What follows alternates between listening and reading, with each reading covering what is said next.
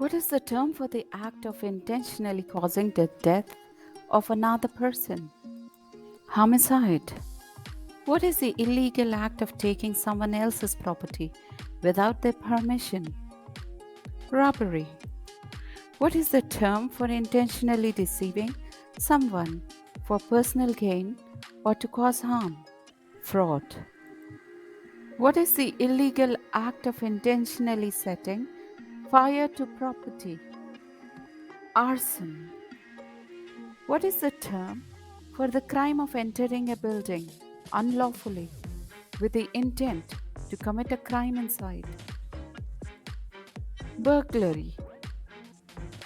What is the act of taking someone by force or threat and holding them against their will?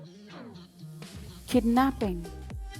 What is the term for the act of intentionally causing physical harm or injury to another person? Assault. What is the term for the illegal act of producing and distributing counterfeit money or documents? Forgery. What is the term for the act of illegally transporting goods or people across borders? Smuggling. What is the term for accepting money or favors in exchange for using one's position of power for personal gain? Bribery.